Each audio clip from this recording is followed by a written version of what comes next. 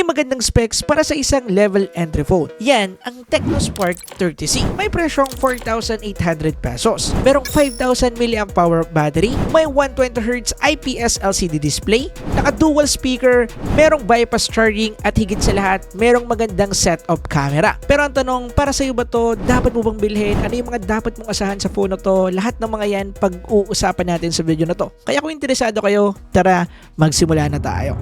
Let's go! Pagdating sa unboxing experience, medyo kakaiba ng konti yung box niya dahil meron ditong nakarap na Transformer na design dahil ito yung collaboration ng Transformer at saka ni Tecno. Pag inalis natin yan, makikita natin dito yung mismong box ng Tecno Spark 30C, and then sa loob nito makikita agad natin dito yung ating Spark 30C unit. And then inside the box, makikita natin dito yung 12+1 warranty natin. Sumunod naman dyan is yung ating user manual, yung ating jelly case sa kasama, which is maganda mga kaparakoy. And then nandito na rin yung ating power cable and also yung ating charging brick. And syempre yung SIM ejector natin. And that's pretty much it, kaparakoy. Anyway, pag-usapan naman natin yung design and looks ng phone na to. Unang-una, pagdating sa design nito, as you can see, pretty common and simple lang talaga. Meron tayo ditong matte finish back at meron tayo ditong solid color na colorway. Usually, kung hindi ako nagkakamali, black and white lang yung available dito sa Philippines. At kung ako yung tatanungin ninyo, para sa akin, mas good yung black color dahil mas astig siya tignan para sa akin. However, subjective tong part ito, so bahala na lang kayo mamili sa black and white. Pagdating nga pala sa camera bump natin dito, baka malito kayo dyan. Usually, single camera lang po talaga yung meron tayo dito, which is 50 megapixel.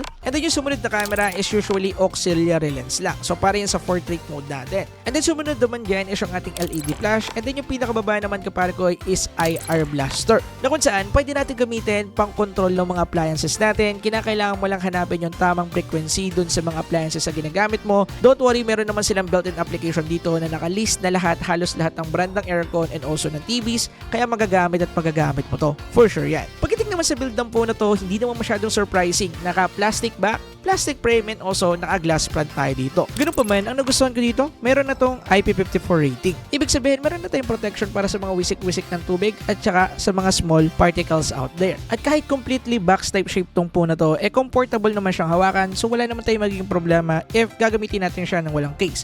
Pero syempre, masasuggest ko na gumamit pa rin kayo ng kanyang pre-jelly case. Pag-usapan naman natin yung sides ng phone na to. Unahin natin yung right side. So for ito, makikita natin dito yung ating volume rocker and then yung ating power button. And at the same time, yung power button natin dito is fingerprint scanner na rin. At pagdating sa responsiveness nito, is pretty responsive naman para sa isang budget phone. Pagdating naman sa bottom side nito, makikita natin dito yung ating headphone jack, isang speaker, yung ating USB Type-C charging port, and also isang DTS speaker. Pagdating naman sa left side nito, nandito na yung ating SIM card tray na supported ang dual SIM at isang micro SD card slot mga kaparekoy. Pagdating naman sa top side, dito pa natin makikita yung isa nating speaker na bubuo dun sa ating dual speaker. And yes mga kaparekoy, naka-dual speaker na po itong device ito kahit na 5,000 pesos lang. Medyo nagulat din ako dyan nung nalaman ko yan. Pero pagdating sa sound quality, okay na rin. Yun yung masasabi ko. Hindi ganun ka-okay yung kanyang highs or yung kanyang treble part. Pero para sa akin, for the 5,000 pesos phone, hindi na kinakailangan pang reklamo yung part na yun. Okay na siya para sa isang dual speaker. Anyway, move na tayo sa part na yan at pag-usapan naman natin kaparekoy yung kanyang display. Pagdating naman sa display neto, meron tayo ditong 6.67-inch 120Hz IPS LCD display na merong 720p resolution display.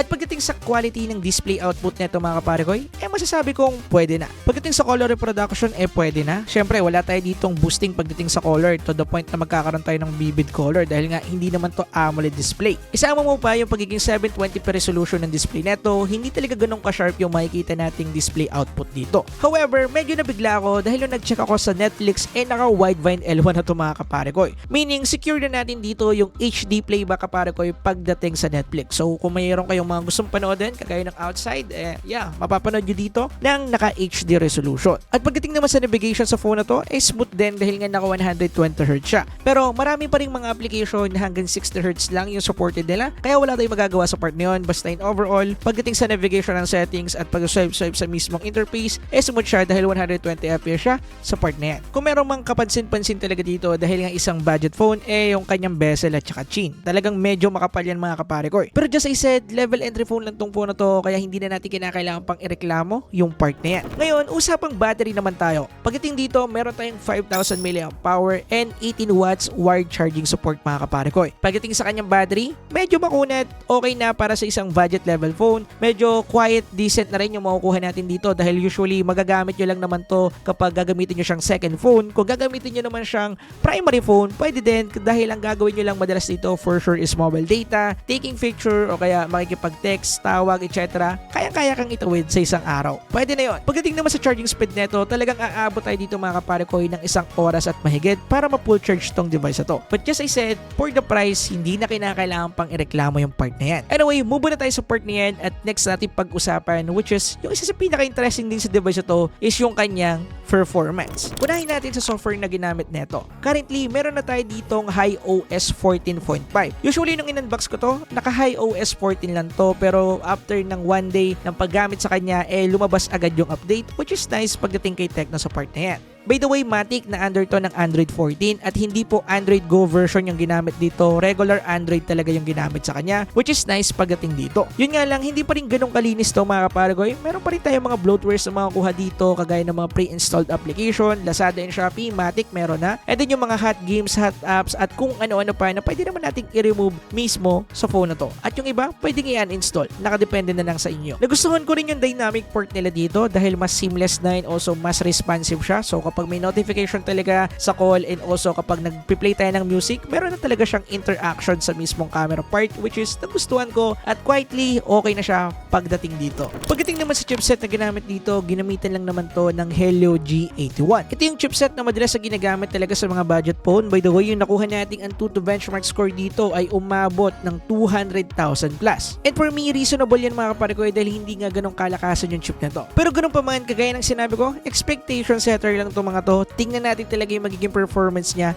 pagdating sa actual gaming. Nga pala, daanan ko lang ng mabilis mga kapare ko yung gaming features neto. Obviously, para magamit natin yung mga features neto, kinakailangan nyo lang siyang iswipe from left to right and then lalabas itong gaming menu button na to. So dito mga kapare ko, kung ano yung layout nung nasa Tecno Game Booster, ganun lang din po dito sa ating Tecno Spark 30C dahil the same lang naman po yun. Nandito na yung kanyang mga gaming mode which is yung equilibrium, balance at saka smooth mode. Bahala na kayo mamili dyan. Ang pinaka-interesting lang naman na feature dito is yung kanyang fast charging. So pwede na po tayo gumamit ng fast charging dito kapag naglalaro tayo. And then the rest, yung ibang features, nandito na rin yung touch accuracy, yung kanyang notification at kung ano-ano pa. With that said, tara, simulan na natin yung ating gaming test. So hindi na ako nagsalang dito ng mga heavy games kagaya ng Genshin Impact. Una ko agad nilaro dito is itong Mobile Legends. So sa Mobile Legends, meron na tayong ultra graphic settings dito pero yung kanyang frame rate is hanggang high lang. At pagdating sa naging performance natin dito, quite decent naman yung naging performance niya. Pwede na para sa isang budget phone. However, pagdating sa FPS neto, hindi ganon ka consistent yung kanyang 60 FPS dahil yung pinaka naging maintaining FPS niya dito is 50 to 55. Pero may mga part pa rin na kapag medyo marami nangyayari sa field or nagka-crash talaga, bumababa ng 40 to 45 FPS yung FPS natin dito. Pero meron lang ako napansin dahil nung una kong testing dito mga kapare ko, nang wala akong gamit-gamit na FPS meter, ang nangyari smooth naman yung gameplay ko. For sure, pumapalo siya ng 60 FPS. Pero nung gumamit ako neto, bumaba yung kanyang FPS sa 50 to 55. Dahil syempre yung chip ng mismong device yung nagpapagana sa FPS meter na to and also nagkukonsume din to ng RAM. Mamaya mas pag-uusapan pa natin tong part na to. Anyway, yung next ko namang nilaro dito mga kapare ko is HOK. So dito mga kapare ko, yung pinakasagad na settings na capable tong device na to is high FPS, ultra resolution and also number 4 na graphics kasi numbering yung kanyang graphic system dito.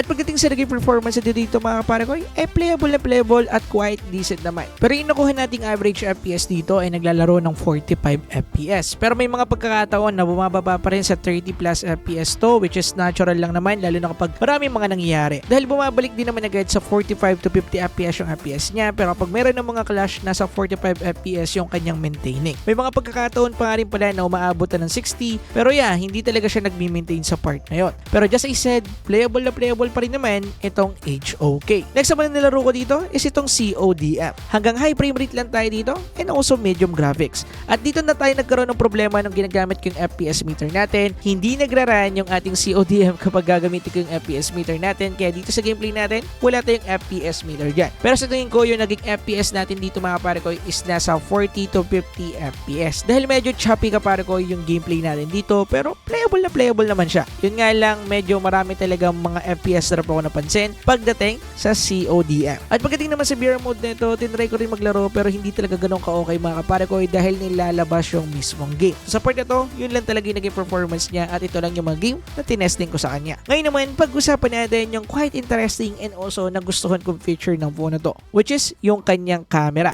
Again, kagaya na sinabi ko, single camera setup lang tayo dito at meron tayo ditong 50 megapixel. At kaya na ito mag-shoot ng 2K at 30 FPS. At pagdating sa mga nakuha nating photo quality dito mga pare ko, medyo nakakabigla ng konti. Again, 5,000 pesos lang to pero pagdating sa kanyang photo processing, quite decent yung nakuha natin. Bakit? Dahil okay yung kanyang boosting pagdating sa color, talagang meron, hindi mawawala. Okay yung kanyang vibrant dito and also yung saturation mismo ng photo, hindi nawawala. Napipreserve niya pa rin yung detail and also okay din yung kanyang highlights at saka shadow part. Hindi masyado nagki-clip or hindi masyado nagiging sabog, which is nice pagdating dito. Nagustuhan ko nga rin pala mga kapare ko yung kanyang portrait mode, although hindi ganun ka-perfect yung detail dito, pero pagdating sa kanyang cutouts or pagdating sa kanyang edge detection mga kapare ko is quite impressive dahil maganda talaga yung separation niya pagdating sa ating background and also subject. At pagdating sa bokeh effect nito is quite natural tingnan mga kapare ko, unlike doon sa ibang mga phone na try ko, nakalata talagang inad lang doon yung kanyang bokeh effect. Pagdating dito, quite impressive mga kapare ko dahil feels natural yung kanyang bokeh effect. Pagdating naman sa video quality nito, again 2K at 30 FPS mga kapare ko yung kaya netong i-shoot. Hindi na natin kinakailangang pang-asahan yung kanyang stabilization, talagang hindi ganun ka-okay dahil wala din tong built-in stabilization at hindi din po ito naka-EIS. Pero details wise mga kapare ko ay okay naman, pwede na para sa isang budget level phone. Pagdating naman sa selfie camera nito mga kapare ko, ginamitan to ng 8 megapixel of camera. At pagdating sa output nito,